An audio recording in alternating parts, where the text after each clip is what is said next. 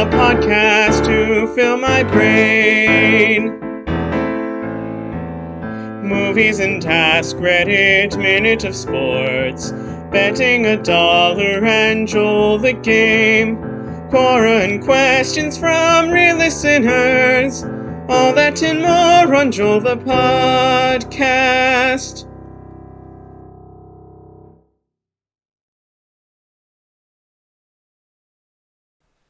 Bzzz. Hello, everybody. I'm Alex, And I'm Alex. and this is our podcast, Joel. Joel. Welcome to episode 116 of Joel the Podcast, everybody. Truly a monumental occasion for the very podcast, and really for the world, honestly. Absolutely. So, should we begin with our minute of sports? Wow. No hesitation whatsoever. I think we should, with that kind of confidence. I went in and I was like, I mean, now we're totally derailing it, so we're losing anything we just gained. But I was like, I know that I always wonder what comes after the introduction, Yeah. and then talk about how I wonder it. And I really should just go on to the minute of sports because that's the next thing. So I didn't wander. Should this be our new meta bit, where we don't forget what we do, but then we talk about how we forget what we do anyway? I think what we should do is just every time add one layer of meta. So next time, instead of talking about how we didn't meander, we're going to talk about how we didn't talk about meandering, and then just every time add one more layer. I like where you're going with this. All right, let's kick off that sports minute. Presumably, this has been enough delay for you to pull up a 1-minute timer. Yes. Oh, all Great. right. Here we go. Ready and go. Okay. Well, March Madness starts next week, which is very exciting. We were talking before, Purdue is likely to receive one of the top number 1 seeds, which means they can't complete what did I call it? I don't know what I called it. They can't lose to the bottom 4 seed. Last 3 years, they've lost to a 13, 15, and 16 seed, so they probably won't lose to a 14 seed this year at least. Right. Here's my question, my March Madness question. What's the lowest seed number that's going to win a game this year? Probably 14. 14? And it's not going to be against Purdue, though. Yeah, I hope not. I'm gonna say there's going to be a 15 that wins, just to be a bit different here. All right.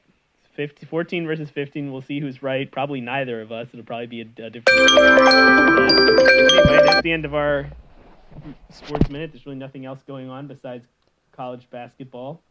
So yeah, I want to take a moment. Sorry, let me move my phone so people can hear me talk. I want to take a moment to remind everyone that Nathan owes me $1, which it's been a long time coming, but here we are. So. Yeah, that's I kind of was wondering if you would have forgotten by now. That was clearly a mistake. I could have just paid you the $1 and not gotten called out. Well, to be honest, I didn't think about it until I was looking at our episode catalog, and I was like, oh, wait, didn't we bet $1 on Joel the Game last week? And then I asked you what the name of the episode was, and you said something like the highest stakes Joel the Game, and I was like, okay, definitely we bet $1 and I'm gonna bring this up. I kind of forgot that we used to have this every episode of me saying that you owed me $1. Yeah. Or me saying that no one owes anyone $1 or whatever. Yeah, it was just no one owes anyone $1 for so long that we just dropped the bit because I'm glad to bring it back. Yeah. Do you want to bet $1 on our just predictions we just made too? Yeah, sure. So if a 14 seed is the lowest seed, I pay you $1. If a 15, you pay me $1, and then if it's some other answer, no dollars. It's a wash. Yeah. Perfect. Sounds good. Glad we've established the rules. Another $1 bet. Yeah. Really monumental. About what is it? A week or two from this. Or from today, really, because don't the games start on a Thursday? The first 4 games start before this, but so I assume. Sorry, to be clear, I assume we're excluding the first 4 games, where a 16 seed is guaranteed to win. Right. Right. So yes, but yeah, the real games start a week from today. Great. So either a week from today or maybe a week from tomorrow we'll have our answer.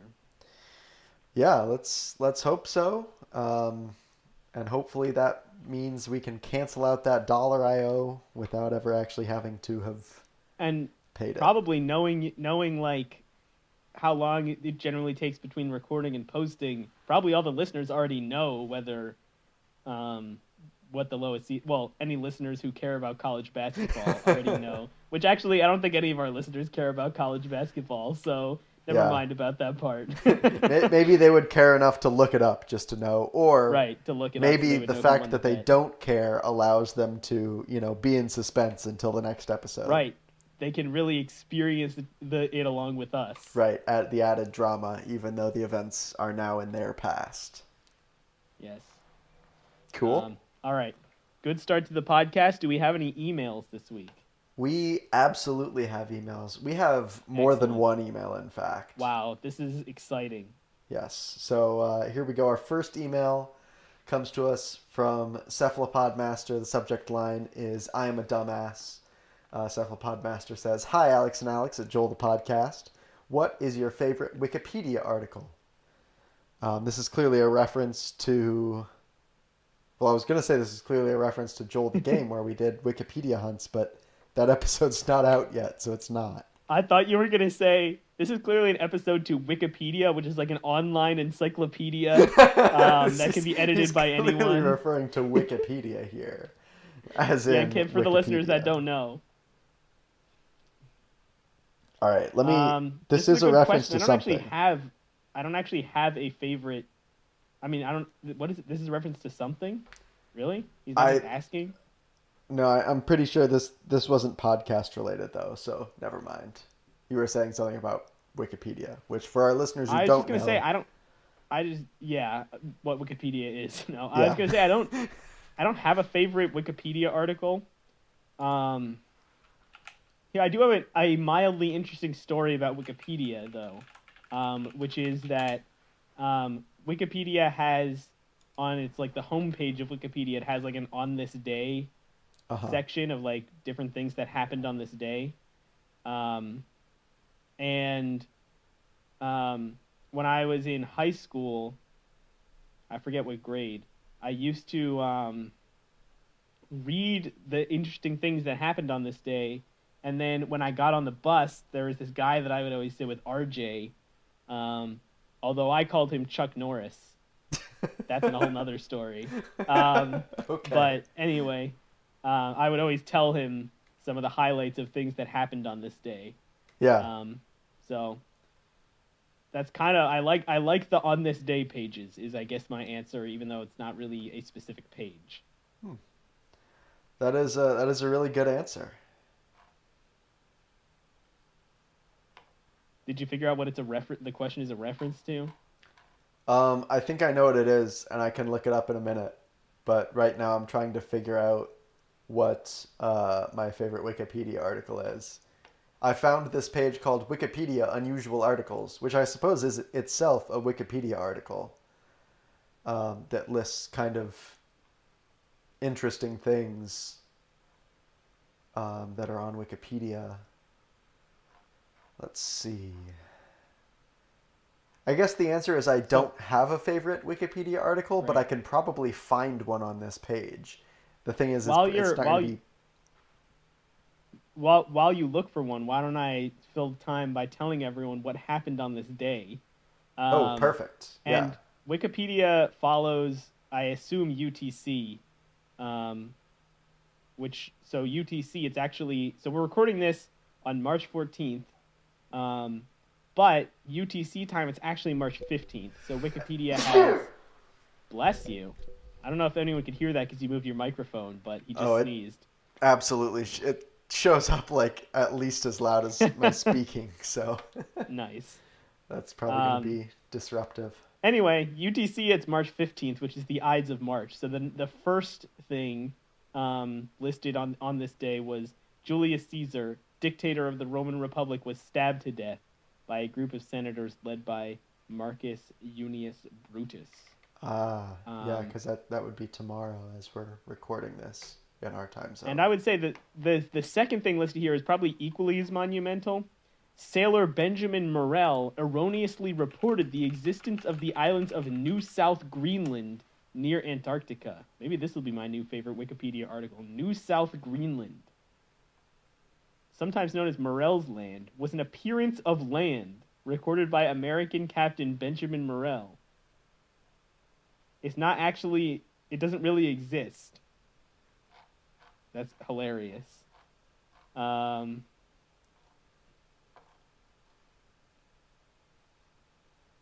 Here's what Wikipedia says. At the time of Morel's voyage, the geography of the then unnamed Weddell Sea and its surrounding coast was almost entirely unknown, making the claimed sighting initially plausible. However, obvious errors in Morel's voyage account and his general reputation as a fabulist, learned a new word today, created skepticism around the existence of this new land. In June 1912, which I guess is like 80 years later, German explorer Wilhelm Filchner searched for but found no traces of the land after his ship Deutschland became icebound in the Weddell Sea and drifted into the locality of Morel's observation. So, anyway, an imaginary island on this day, 1823. Did you find anything yet, or should I keep going? I'm not going to commit to this as like my favorite for all time, but it's the best thing I've spotted so far. And it is a lake in South Carolina, actually. It's named Village Lake, but it's notable for its previous name having been Alcohol and Drug Abuse Lake.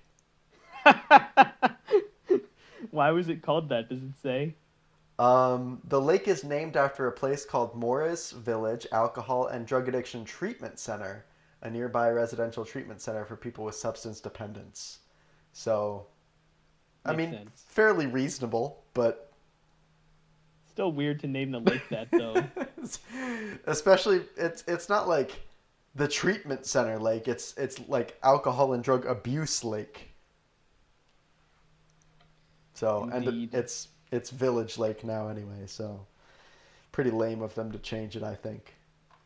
But there you go. That's in my investigation so far. That's my favorite. I'm obviously going to continue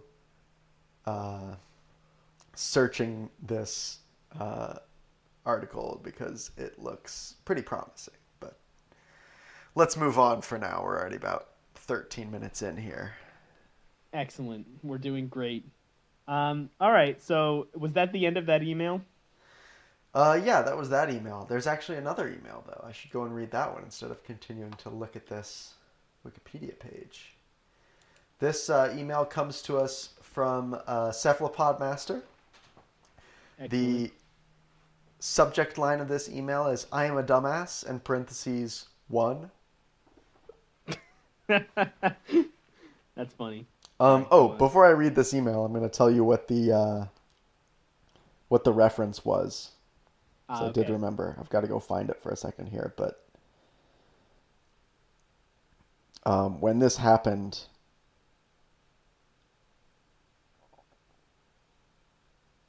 here you go. You have to see this. So David had sent me a message. Podcast content. Yeah, well, I mean, the listener David already knows. I guess we have other listeners potentially. So anyway, just look up for those of you. For those of you who are listening and don't know what this is already, go look up the Wikipedia article called Electrostatics. The first line of this article is "Electrostatics is a branch of physics that studies electric charges at rest," and they've selected this image to represent electrostatics. That's awesome. So he sent me this. He sent me this, and I responded because I had just kind of like glanced at it because I didn't realize what was going on at first. And I thought it was, he sent it to me because the article read electrostatics is a bunch of physics that studies electric charges at rest, which is kind of funny, but not as funny as that for sure. Yeah. That's awesome. So for the listeners who haven't looked up what we're talking about, it is a image of a cat with probably like 100 or more like packing peanuts like statically adhered to it. Yes. Like through static electricity. Yes. It's very funny. Go look it up if you haven't. Anyway. Absolutely. That's awesome, and that's like the thumbnail. Like if you search, if you go to the Wikipedia search bar and you type electrostatics, like the article's thumbnail right is away. that image. Yeah. Great. That's awesome. So that's excellent. All right. Well, I'm very happy to have known that. Anyway, go on to the next email. Yeah. So the next email, as I said, I'm a dumbass. (1). Hello, Alex and Alex at Joel the Podcast. I did something you asked the viewers to try in the most recent episode. And instead of just reporting the answer, I thought I'd make a quiz out of it. All right, so this is nested question here. So let me read this, and then maybe I can show it to you if it's confusing. So the question the challenge is 2 truths and a lie, and then your options are A, 2 truths and a lie, 1. YouTube at youtube.com doesn't exist. 2. YouTube at youtube.com doesn't exist. Or 3. YouTube at youtube.com does exist. So that's the first option of 2 truths and a lie. Option B is 2 truths and a lie. 1. YouTube at youtube.com doesn't exist. 2. YouTube at youtube.com does exist. Or 3, YouTube at youtube.com doesn't exist. That's the second option. And C is the following. 2 truths and a lie. 1, YouTube at youtube.com does exist. 2, YouTube at youtube.com doesn't exist. 3, YouTube at youtube.com does exist. What is the lie? And that's the email. That's a really clever way to ask a question, although I'm racking my brain trying to figure out what this is in reference to. Like, what did we say that caused this email to be sent? But this is a really interesting way to ask the question. So obviously, if YouTube at youtube.com does exist, then the ones with 2 does would be true. Yeah. And because there's 2 of them that have 2 does, those must be the true ones because it's 2 truths and 1 lie. So I would say it's true that YouTube at youtube.com does exist, and the lie is that YouTube at youtube.com does not exist. So your logic was sound. I think you flipped which ones had 1 and which ones had 2. I thought in the third one, the first one had 2 doesn't, the second one had 2 does, and the third one had 2 does. Is that not right? Both the first and the second had 2 doesn't. Oh, that's what I'm saying. It's like you were correct in all of your assumptions. You just remembered the thing wrong because it took me like a minute and a half to read. But yeah, so it is correct. Apparently, YouTube at youtube.com does not exist. And David found this out by attempting to email it. I think at our request, although I also don't remember the full context. So I think it's really funny when our listeners respond to things that we say, and then when we receive the email, we have no idea what we even said. I think that's pretty good. Well, thank you for doing that, Cephalopod. I mean, yeah. I guess we just said to email YouTube at youtube.com. I don't really remember that, but for some reason, whatever it was. So thank you. We appreciate it, and I appreciate the clever way to present the information. Yes. And I'm not that surprised that YouTube at youtube.com doesn't exist. I'm a little surprised. Why? If I was in charge, YouTube at youtube.com would absolutely exist. That's what I would send all my emails from. Not like my personal emails, but like my business emails. It's like If so. if you were the CEO of YouTube, you would send all your emails from YouTube at youtube.com. No, I'm saying like the service YouTube would communicate via email using the address YouTube at youtube.com, not like me personally. It's So kind of that's like interesting. it's like That's how interesting because I'm on wondering if. Sorry, go finish. Go. I like how our like pause to see if the other one's going to continue is like precisely the same length. That's super helpful. So what I was going to say is it's like how on Twitter or like Facebook or something the like name of the thing will be YouTube and like yeah there's a person behind it but they're not like communicating as them. It's like YouTube is tweeting or whatever. I don't know if YouTube tweets by the way. I'm sure they do. Yeah. So, but it'd be like that, but with email. So it'd be like YouTube, and it'd be at youtube.com because, of course, it would. Makes sense. So I just opened up my email, and I've received many emails from YouTube. Uh-huh. And the email address that they send from is no-reply at youtube.com. Yeah. That's So pretty boring and lame. Is there something? There's not something like technically special about a no reply email. It's just like encouraging you to not reply. yeah, So it's just letting the receiver know that you shouldn't reply to it. right. No one will read the no one monitors this email. Yeah. Well, I guess fair enough if they don't want people getting like upset when they've sent an email to no reply and you're like, well, it says no reply. But Yep. I don't know. That's kind of boring. And well, okay. That was our emails. Let's get into it. What do you think? Yeah, so we are going to be doing another episode where we answer our listeners' advice questions today.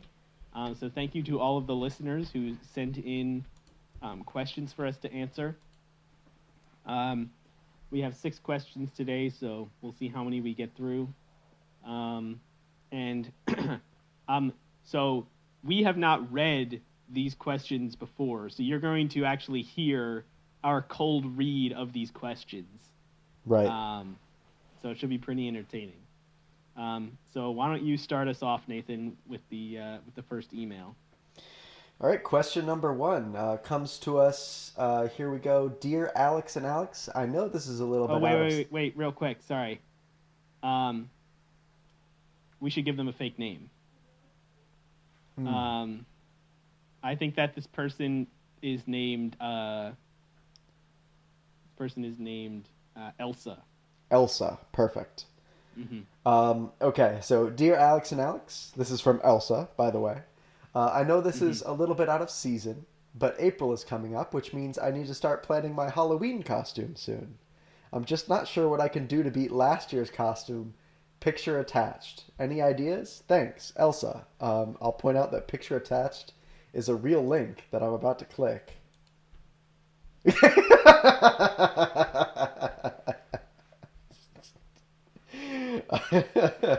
So, for the listeners, this is a picture of me in a carrot suit with Shelby. I mean, obviously not me in a carrot suit, and obviously not Shelby, because it's from Elsa, but... Yeah. Yeah. Looks strangely like you in a carrot suit at Shelby. Yeah, that's kind of an incredible Obviously, costume, though. Like really yeah, I was gonna say, so realistic prosthetics to like look like my face inside the carrot suit. So well done on that. my first question is basically, do you think what is the costume that Elsa's wearing? Is it you in a carrot suit? Is it Shelby, like she's dressed up as Shelby, or is it you and Shelby together? Whoa. She's dressed up as both of you. Like, Wow. like which one is her costume from last year? No, I think any of those options honestly would be pretty incredible. Now that you say it, I do really hope that the costume is both me in a carrot suit and Shelby together, kind of like those cowboy riding a horse costumes. Right. To me, like, I think the fact that she says, I'm just not sure what I can do to beat last year's costume makes it pretty clear that it's that. Like that's obviously the best option, Right. which means that must be the what her actual costume was. So I'm guessing that Elsa is dressed up as Shelby and then has like a fake you in a carrot suit, like attached to the back of her. Right. Somehow. Right. So. First off, before we start to answer the question, I just want to say, like, if you still have the, me in a carrot suit backpack attachment, I will spend any amount of money on that. Name your price. But yeah, let's dive in. What could you possibly do to beat that? Well, I mean, my first thought is a podcast classic reference. You could dress up as the entire Earth. Ooh. That would be a good podcast. No, a good costume. It also would be a good podcast. Would be a good probably about the second best podcast, I would say. Maybe even third. Because Joel the podcast, may have previously been established to be number 1 or number 2. Right. I guess that then brings me to saying they could dress up as the podcast. Yeah, I mean, if you're able to reproduce this picture of Nathan and Shelby, I think it'd be great to dress up as our cover photo from the podcast of us wearing the shirt, standing in front of a waterfall. Absolutely. Looking cool. So I that think would be another suggestion. The trick to that costume then would be to get like kind of a grayish looking rock suit with then like mannequins of you and me standing on, the costume base. And then you can just like crawl around your Halloween party. And to get a working waterfall in the background too. That would really take it to the next level, I think. If you had a working waterfall incorporated into your costume, that'd be pretty incredible. Should it be life size? I know in the photo it doesn't necessarily show the entire waterfall. So they could get away with just a portion of it.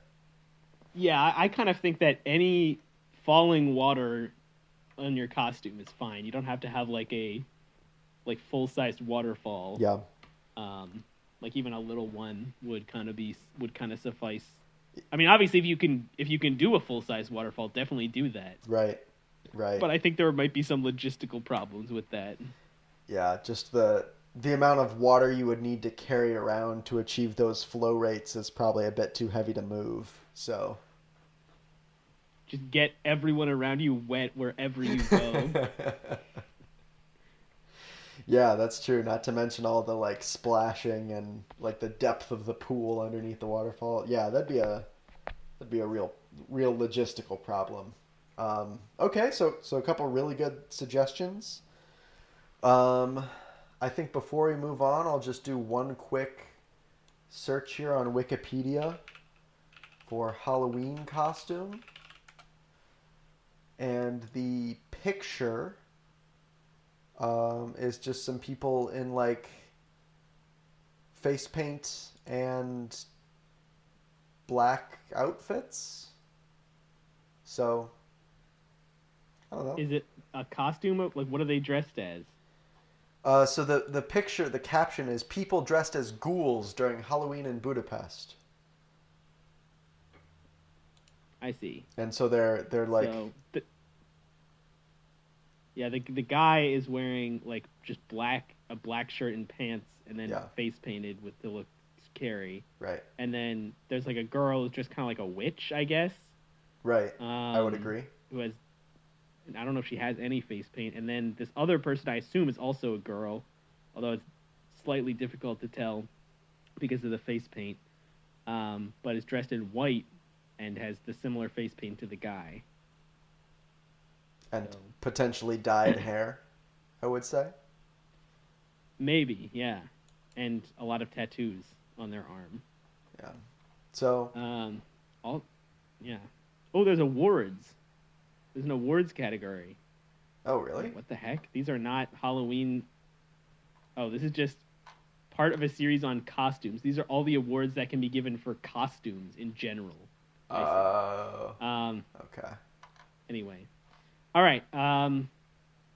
Cool. So, that's not really helpful in terms of good ideas for costumes, since ghouls are pretty basic.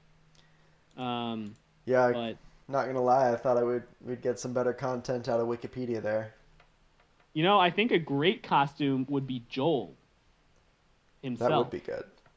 Like dressing up as Joel, partially because you would first have to find out what Joel looks like if you don't already know. Which could be a challenge. Pretty much impossible, I would say, if you don't know Joel already. Right. Well, yeah, definitely impossible if you don't know Joel. Although probably not literally strictly impossible, because like we've talked about Joel. Joel has actually been on this podcast, and we've talked about Joel.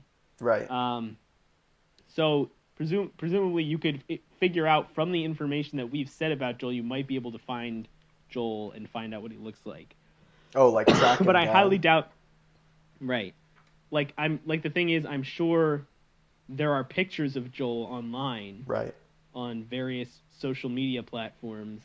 Not Joel's own, obviously, but like ours or friends of ours. Yeah, there's some potential. In fact, I know there's a very extremely rare picture of Joel on your wedding website. So not that everyone has access to your wedding website, but he's on there. So yeah, we've not invited anyone named Elsa, so this may be difficult for the listener, but yes. All right, I think we've kind of gone through any other costume ideas to mention. A dog. You could dress up as a dog. That'd be pretty good. Dog.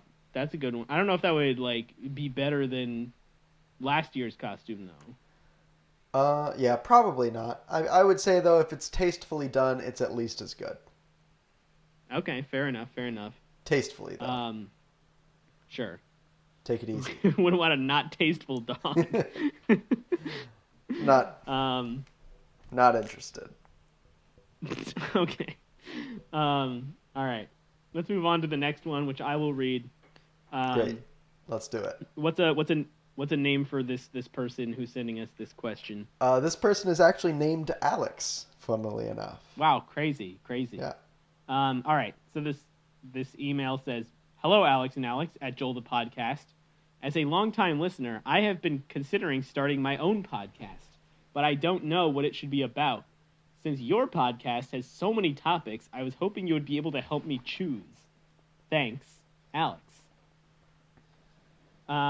Okay, this is a good question. Although I think that if you listen to this podcast, you've heard every single idea for a podcast that we have. Right. Either said or we've done it.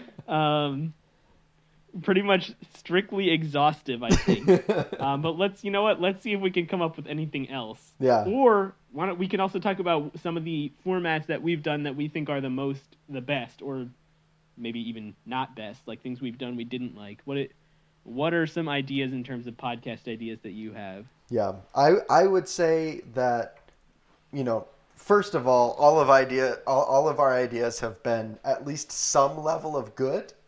I feel like we haven't really had a bad idea, probably ever in our lives, but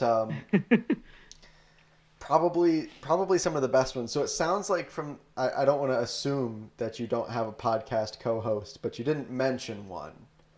Right. And so I would want to say, are there things that we've done that are only good because there's two of us? I would say Joel the Game definitely falls into that category. Honestly, I would kind of say that our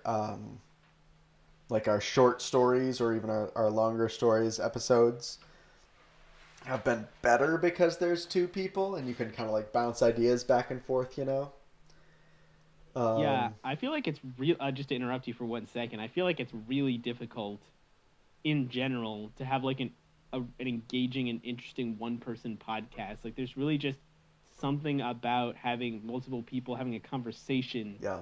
that is so much more engaging than just like one person talking. And my experience of this comes from not from podcasts, but from sports talk radio. Interesting. During the day, and like during peak hours when a lot of people are listening, they'd have multiple people on there. But like late at night, if you're driving like at like 11, 12 o'clock and you turn it on, there's just like one guy on there, just kind of like basically just ranting about sports. Because Philadelphia sports talk radio is never happy. Of course. As you can imagine. Yeah. So it's definitely so much better to have multiple people. Although I will say you definitely can do better formats for one person than just like sports. Like with sports talk radio, there's obviously only so much they can do, right? Because you got to talk about Philadelphia sports. Right. And like at late at night, no one's calling into the station either. But like definitely there's probably podcast formats that are better than that, like telling a story. Like you could have like a true crime podcast that could be okay as one person because you're kind of just like telling the story of what happened, which is kind of a one person thing. Yeah. I think the key for a one person podcast is to be like heavily scripted, because I think when one of us is just sitting there fumbling around, the other one can start talking. Whereas if there was only one of us and we were doing a bad job, that's it. You're doing a bad job. So. Right. And for us, like, honestly, I think either of us would be incredibly terrible at a one-person podcast. Like, really bad. Like it's so obvious that our humor and anything that's interesting about listening to our podcast is, like, the way we, like, play off of each other. Yeah. I think so. Yeah, we would be very bad at that. I'm gonna accept the kind of idea behind that one, which is that we, play well off each other, without necessarily accepting the premise that I would be bad at a solo podcast, because maybe it's true, but I would never admit that to myself. At least until I crashed and burned. Fair enough. I don't know that you would be bad. I just think that you would be bad. As a one-person podcast. No, you wouldn't definitely be bad. I just think you'd be bad. Right. It's just my opinion, which is pretty much definitive. Which is, but, anyway, it's correct. It's. Why don't you pick up where you left off? You kind of interrupted you talking about the one person versus two people. Yeah, I'll say another good one. I mean, this one's not so much like one person versus two person, but one of the ideas we had was talking about a trip to New York. And I want to advise, not just this listener, but anyone who's thinking about starting a podcast, that if you plan to make a podcast about your trips to New York, you should probably have done a trip to New York. Or, for example, if you're trying to make a trip, make a podcast about your trip to Florida, you should probably go to Florida. I mean, it sounds like it's common sense, but you won't believe how many just garbage podcasts have been made by definitely not me about trips to places that it sounds like the podcaster has never been before, and I wouldn't know whether or not they have for a fact, but they haven't.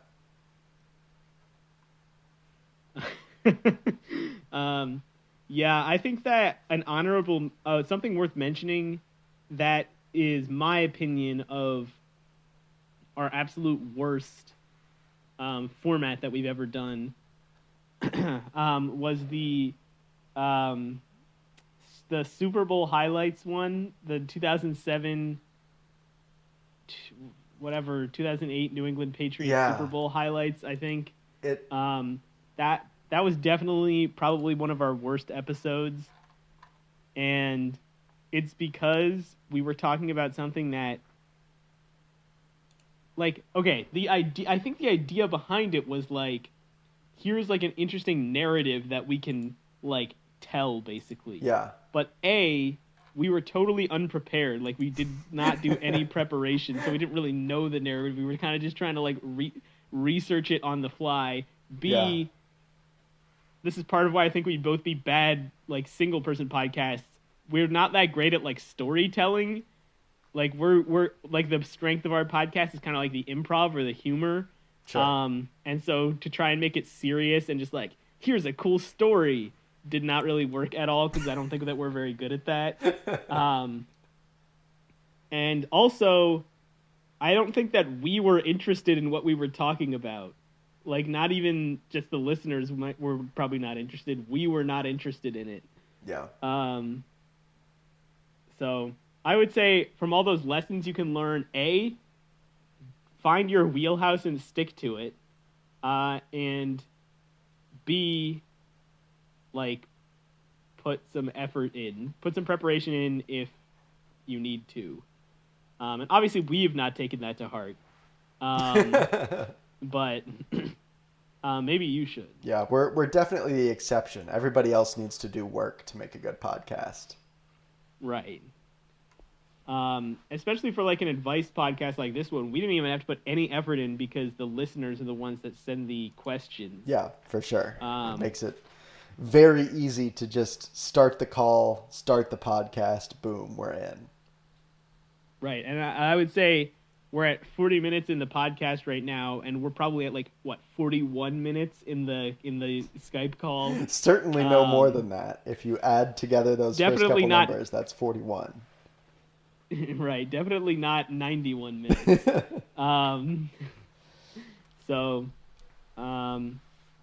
Yeah, what would you say is the best format out of all the formats that we've done? I think the best format is probably... I think the best format, maybe one of my favorite formats, let me put it like that, because I don't know if it's the best to listen to. One of my favorite formats has been the Kids Bop quizzes. Those were fun. Because it was a bit higher effort, but I felt like the content flowed really easily because it was, prepped in advance, and it was easy and kind of fun to think about the questions. It wasn't really all that high stakes, and the answers were always hilariously wrong. So, not that much to it. It's really crazy how bad we were at that game. Yeah. That game is hard. My favorite episode that we've ever done, this is not a format that I would recommend necessarily. It could be if you would like, but I think my favorite episode that we've done was actually our world tour back in 2019, where we told the story of Sherlock Bolmes. That was fun. It's a tragedy that most of that was lost. Yeah, I was looking through some of our old titles to remember some of our formats that popped up and then disappeared because they, weren't really good. I feel like we've been cycling through several of the same ideas recently, which has been, I feel like, pretty successful. Yeah, I think that honestly, advice is probably one of our better formats. Yeah. I still think our first episode is one of our best. That one was good. Excuse me. And I'm not sure exactly if it was because we had Joel and other people involved, or it's because it was kind of a fresh thing and not stale. But I feel like that was really a really good episode, and the format worked. And I think advice in general is a good format because it's easy to talk about these different problems that our listeners have in an interesting way. Yeah. It's not just yeah, you should, do XYZ, done. So. Really supports the improv and the tangents, which I think are our specialty. Yes. Right. And so let me ask you one final thing, I guess, for this question, which is, what's one topic or format? I guess we've kind of gotten away from topic. Yeah. Topic or format that we either have never done or have never done well that you would recommend. Alex try out? Maybe they'd be better at it than we would. That's a really good question.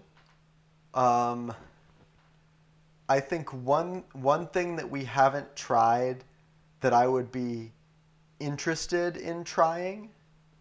And I feel like these start to get less into like the podcast realm necessarily and more in kind of like a, sort of a video idea, but like it's podcasty. It's just kind of like talking and hanging out. Would be like if we were playing like an actual game, not like Joel the game, but like a game that other people could play and like, I don't know, kind of reviewing it or just like demoing it or like competing with each other. I feel like there's a lot of opportunity to just like, take our brand of nonsense and overlay it on some other thing, Like board games. Yeah. Joel the podcast plays a board game.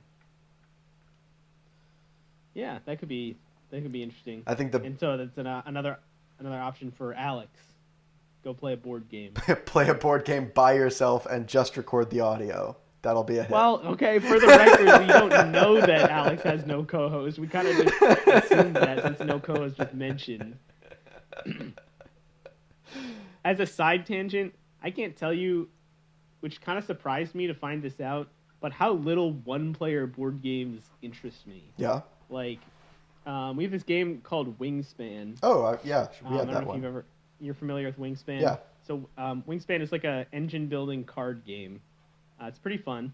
But there's a one-player version. And, like, there's been times where I'm like, oh, like, I'm kind of bored. No one else is around. Like, I should play, like, a one-player board game. And I have never once actually done it. Like, it's never actually been of enough interest to me. It's crazy. And board games and vacations. Or not vacations. Board games and going to sporting events. And kind of vacations.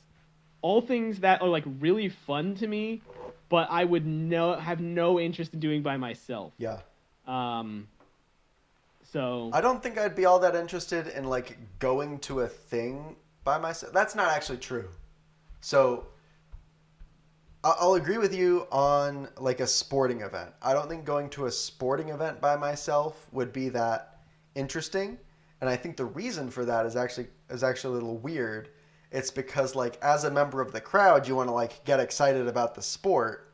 But if I'm just like me by myself, I would just like sit there emotionlessly, right?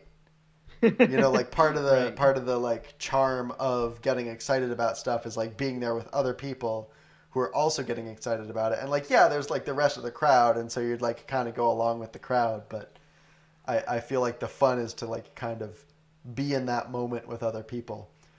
But I disagree. I was going to say that I would never like go to a thing in general by myself. But I actually remembered that right after I moved to Madison, like a month or two after I moved here, and started my job, I actually like had money to spend and not a lot of stuff to do. So I bought tickets to a show, which was actually the Book of Mormon in one of the theaters downtown. And I just like went to that by myself and had a pretty good time. So I would do that. I would shows also and movies. Go ahead. I would also go on a vacation by myself. I would 100% do that. Yeah, so shows and movies are definitely something that I have. Well, I've never done a show by myself, but it's kind of the same thing. Yeah. Shows and movies, definitely something that I think you can do by yourself and I'll enjoy it almost, if not just as much as with people. Yeah. And it makes sense, obviously, because during the actual thing, like, you're not really interacting with anyone. Right. You're just watching it. So I discovered that when I lived by myself in New York. Like, I really enjoyed just going to movies by myself. But vacation is an interesting one because I think there are some things that would be fun to do by yourself, but a vacation by yourself just sounds so to me so much less interesting or fun than it would be with other people. Yeah. Like there's lots of things that I would have no interest in doing by myself. Like I would never hike by myself. Oh, like I could never go to a national park as a vacation and hike by myself. That's exactly what I was picturing doing by myself. I was like, that would be like, I mean, obviously going on trips like that with other people is fun, but I'm just saying like, if there were some opportunity for me to be like the only one going out by myself on a hike or something, that'd be. I feel like that's just very relaxing. That's really funny. I would never do that. Yeah. Listeners, right. let us know what things you would and wouldn't do by yourself by emailing us. Oh, that's a good point. We haven't given an email plug yet. How can they email us if they want to, Nathan? Yeah, you can just go ahead and visit our website. Pretty much everything there is a link to email us, so you can just click that. Nice and convenient. For those of you who may not know, our website can be found at alexandalex@joelthepodcast.github.io/alexandalex@joelthepodcast.website/index.html. So yeah, please email us. Excellent. Thanks to those who have, and we look forward to hearing about all the things that you email us about on the next episode. Indeed. And if we don't get any emails,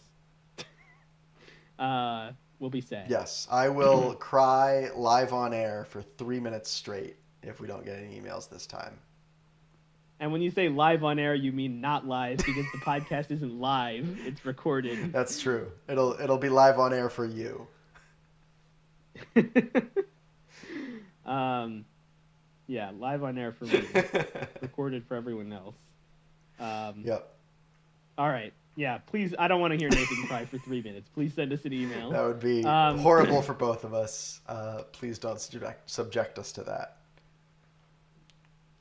Why don't you move on and read the next email? Yes, let's do that. Here we go. This looks like it's a shorter one. Can you? Who's this one from? This is from Mark. Okay, Mark. Not one to waste words. Lynn. What? Mark Lynn. Mark Lynn? Mark Lynn. Like Franklin? One word. But Mark Lynn? Yeah, but Mark. Yeah. Okay. Hey, I shouldn't laugh. Who am I to judge, right? I don't know why you started talking while I was in the middle of saying the name.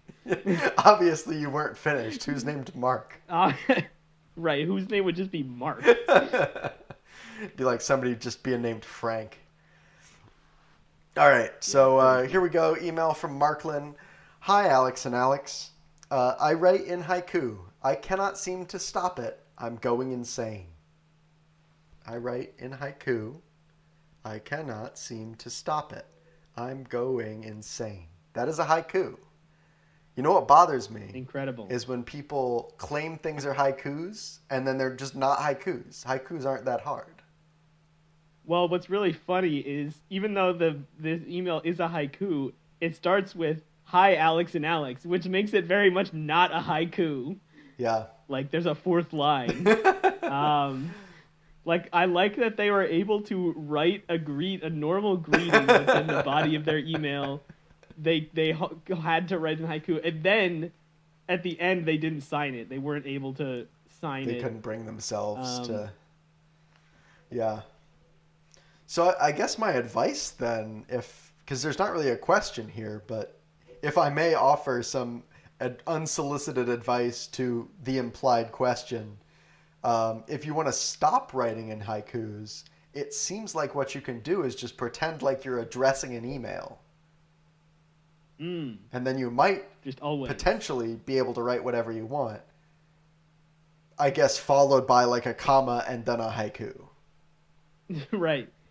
Dear Sir, who is the person that I am telling right now that I am not able to write anything outside of this format. Yeah, that's an interesting idea. I feel like it's obviously really difficult to kind of diagnose the problem without more information. Like what happened that caused you to only be able to write in haiku? It's possible. There's a lot of possibilities, right? Like they could have. Excuse me. They could have been cursed. Sorry, I burped multiple times this episode. I feel kind of bad. It's probably gross. They could have been like cursed by a witch or wizard. Right. to only write in haikus except for email greetings, Right. apparently. Right. Or this could be a mental illness. Or there could be someone holding a gun to their head, forcing them to write only in haiku. Can you think of any other situations that I'm missing? They could be writing this on a very particular kind of computer that only accepts haiku inputs. Okay, that's possible. Maybe everything they do is haiku, like they just never learned how to not haiku. And so, that's just the natural byproduct then of that condition, that learning. Yeah, so let's talk about this last line here. We definitely need to hyper analyze everything about this email. So I'm going insane is the last line here. Do you think they mean like I'm going insane because I can only write in haiku, or like I'm going insane and as a result I can only write in haiku, like this is the mental illness that they're saying they're going insane, and this is the result. So this was potentially just kind of a statement of fact, like due to the haikus aren't making you insane. The insanity has limited you to only haikus. Right, and if it's that one, then we have our answer as to why they can only write in haikus. Right, and in that case, to cover our bases, I think we should take our expertise in the medical field, although we are not doctors, this is not medical advice, right, to maybe give a couple suggestions in the event that it happens. They're just going insane for unrelated reasons. Sure. So these are mental health tips. So important. I mean, as a medical expert, I can say that like mental health tips, some will work for some people, not for others. So if you try something, one of the things we just find something that works for you. Yeah. But I would say the first thing that I would try is just don't write in haiku. Like you're writing in haiku, just stop. Right. So like this is also, by the way, advice that I give to depressed people. Like you're sad, just stop being sad. I thought you were going to say that you gave the advice to depressed people, stop writing in haiku. Well, only if they are also writing in haiku in addition to being depressed. Then you give them both pieces of advice. 2 for 1. What was that? Yeah, 2 for 1. Well, sometimes they're depressed because they can only write in haiku. That's true. But anyway, yeah. So my first suggestion, again, not a doctor. This is not medical advice or legal advice. But in my expert opinion, I would say just stop writing in haiku. Yeah. What would you say is your second option, or maybe your first option if that isn't your first piece of advice? Yeah, if that doesn't work, I think the next best thing to do would be to maybe like just slap your keyboard a few times and then try and see if you can have autocorrect sorted out. And then maybe try and like, obviously that's not going to get across the meaning of what you were trying to communicate, but possibly with those random words you've just generated, you can kind of copy paste to piece together the message. Right. I wonder if this is like something that's restricted specifically to writing. Like, can you speak in non-haiku? And if so, could you use like speech-to-text software to write, quote-unquote, write things that are not haikus? Yeah, it does say specifically, I write in haiku. So if you just talked to, speech-to-text, that may just be the simple fix there. Well, they might have put I write in haiku because that was like how they could fit it into 5 syllables. Like they couldn't say my speech and writing is all in haiku. All of my communication is limited to haiku form. I cannot seem to stop it. I'm going insane. This is probably one of those things that's like way funnier as an idea than it is as an actual thing. But like, I'm imagining publishing a book of poetry that's like exclusively haikus that absolutely are not haikus. It would be funny for like one or two, and then you'd be like, okay. Then you're just like, all of this is a bunch of nonsense. I paid $20 for this paperback. So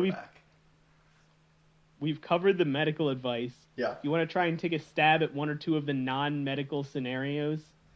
Obviously, we can't cover them all because there's so many. Okay, what would your advice be if this person was being externally coerced into only writing in haiku?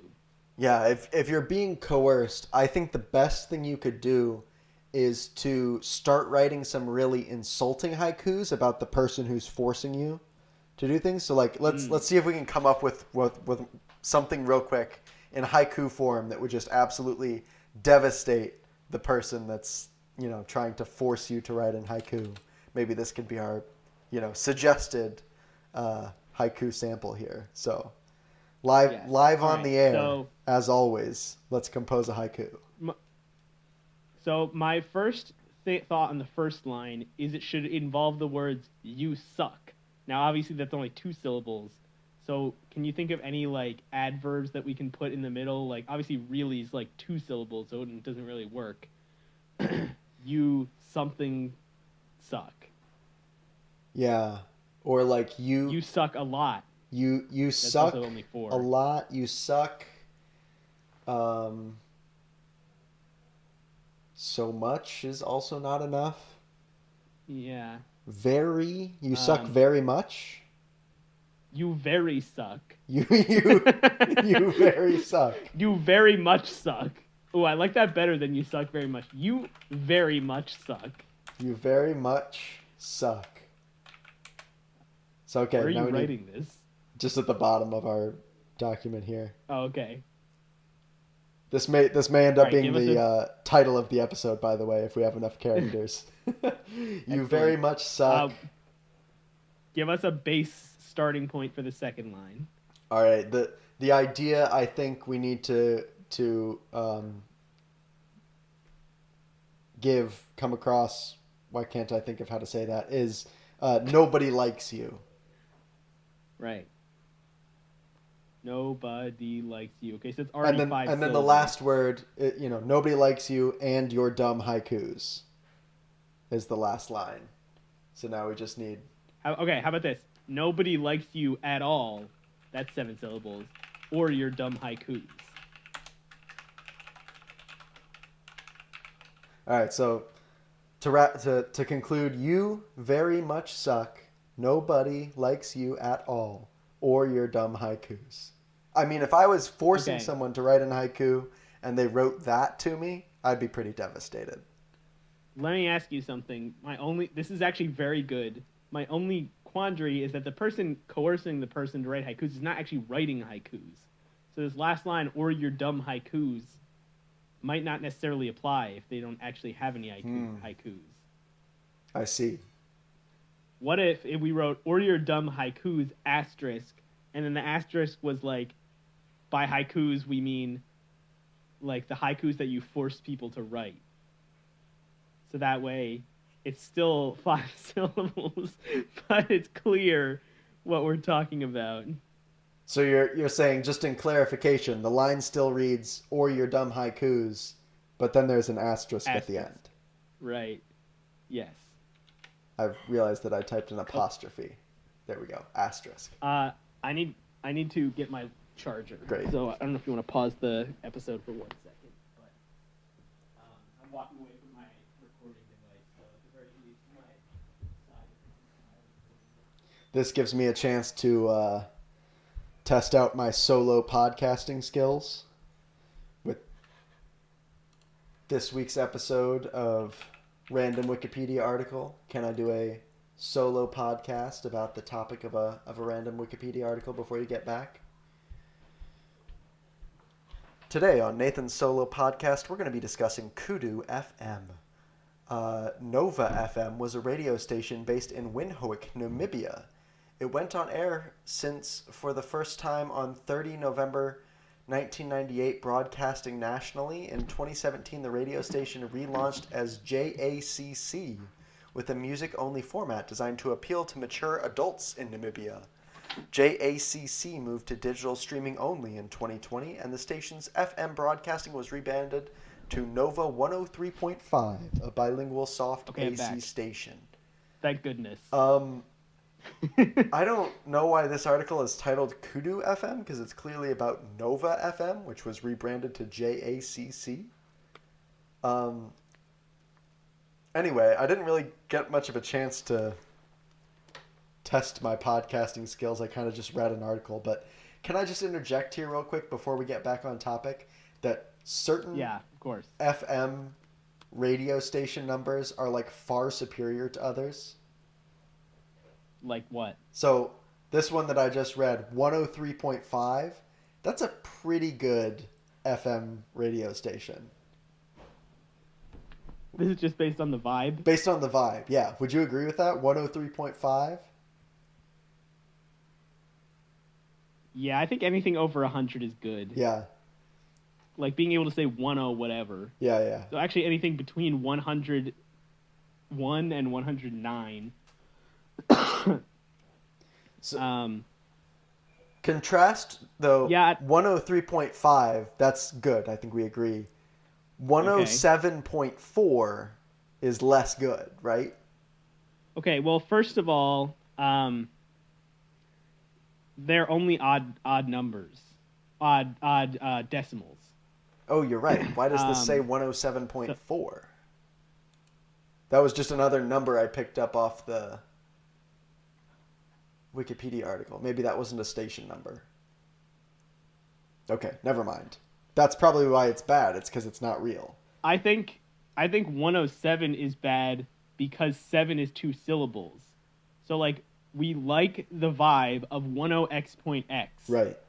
But when you say 107, that kind of interrupts that because it's 2 syllables. .x. Like, can you think of any other 10x.x that would be bad besides 107? 101, 103. 101 might be kind of cheesy just because like 101 is so overdone with things. But like 103 is pretty good. 105. Okay. I kind of like 101. We have a radio station here called B101. Yeah. Which is 101.9. Or is it 101.1? I never used the radio, so I guess I don't know. But I'm not saying that 101 is bad. It's just probably like the least impressive. 107. 109 is interesting. 109. 109.1. 109.5. I don't like it. I don't like 109. 109.1 FM. The Buzz. Yeah, I don't know. And it's not 9 because let me tell you one of my favorites actually. The reason that I kind of had this in my head bringing it up was the radio station that I grew up listening to was 94.9. And that's a good number for a radio station. So it's not the 9s. 94.9. 94.9. See, the talk radio station that I was referencing earlier is 94.1. So it actually kind of is weird to hear like 94.9. Yeah. All right. This is. I don't have anything else to add. I think this digression should be over now. Yeah, do you have anything else to add about radio stations? Nope, we're way too far off the rails. Let's bring it back. All right, we added the asterisk. You very much suck. Nobody likes you at all, or your dumb haikus asterisk. By which we mean the haikus you are forcing others to write. Perfect.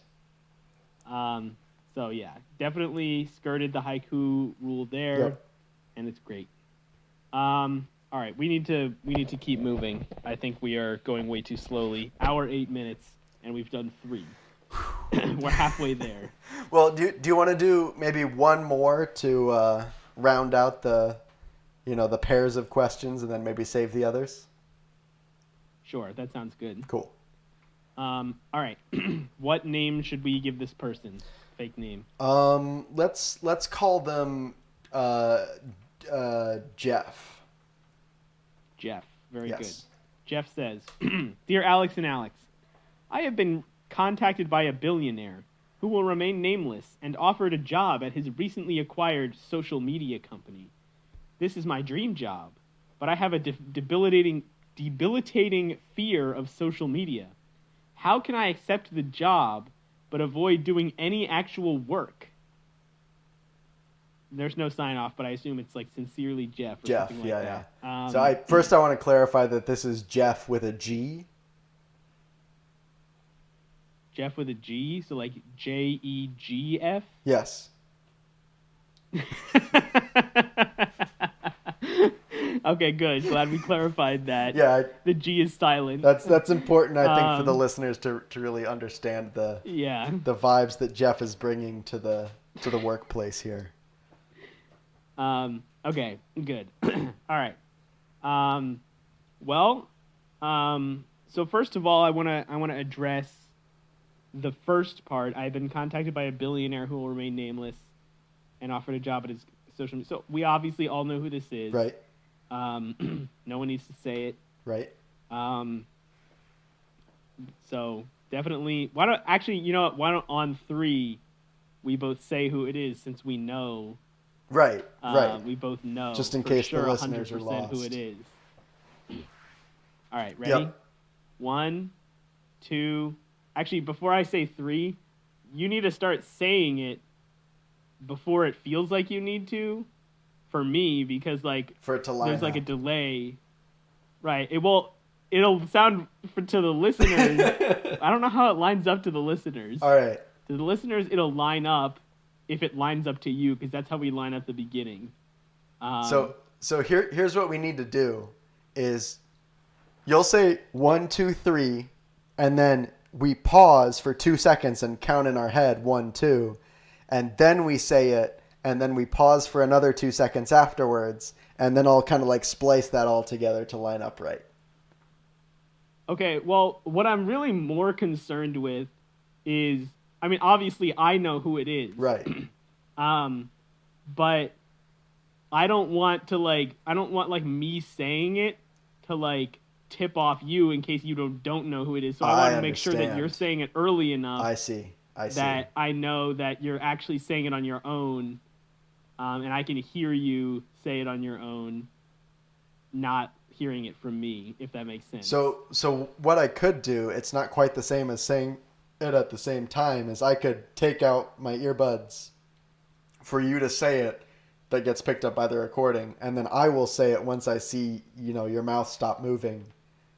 And that way, you've clearly finished speaking before I started, but you didn't have any influence on me because I wasn't listening.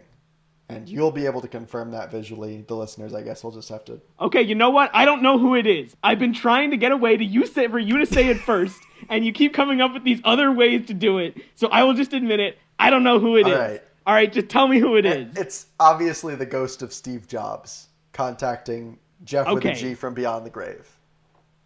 I don't know why that was so hard for me to admit, but thank you for letting me know. Okay, and I'm not going to pretend to know what social media does the ghost of Steve Jobs own. Sorry, I just thought of, well, dead people have money too. No, they don't.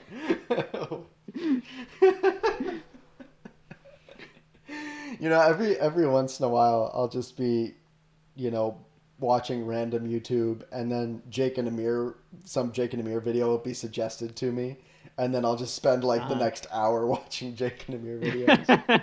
It's the same ones over and over too. It's all the ones that I know and just watch them. Right.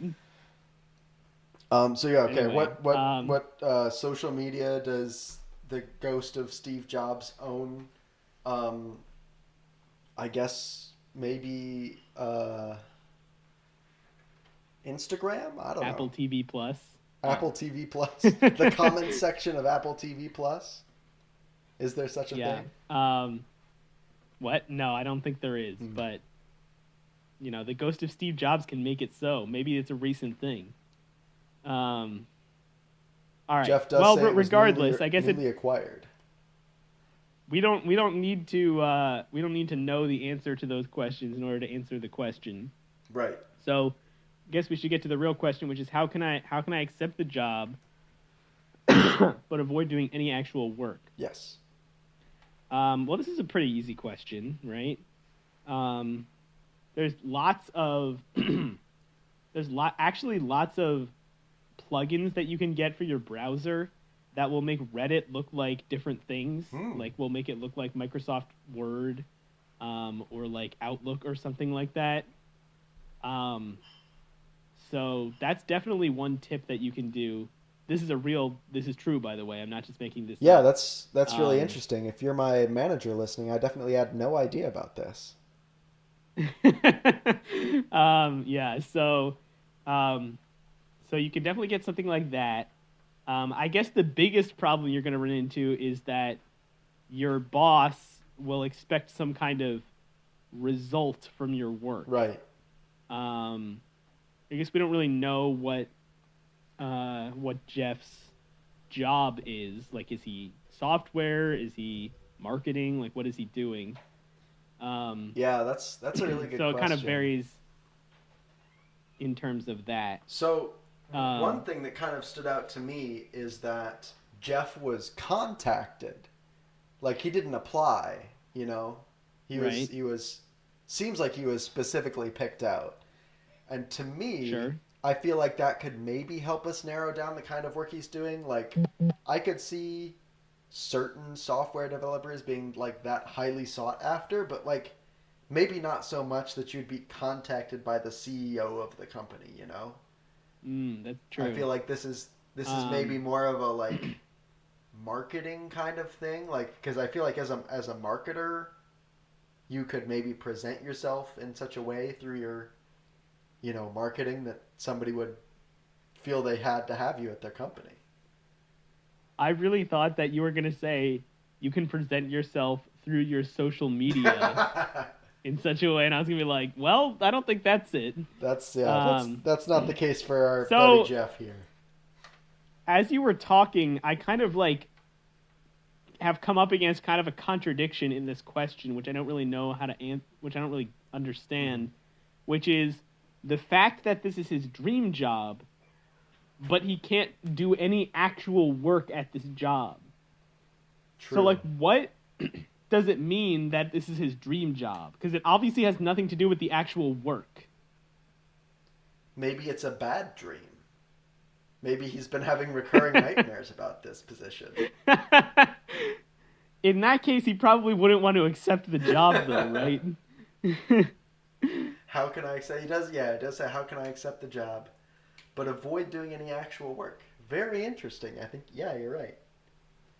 So many layers of intrigue. It must be that he just wants the status Yeah. of being like an employee of this company or maybe this billionaire, without obviously the actual work. And the other interesting thing is, like, it's not like a laziness thing. It's not like, oh, I don't want to have to do anything. So it's like I'm afraid of the product that my company makes. Right. So how can I avoid interacting with the product?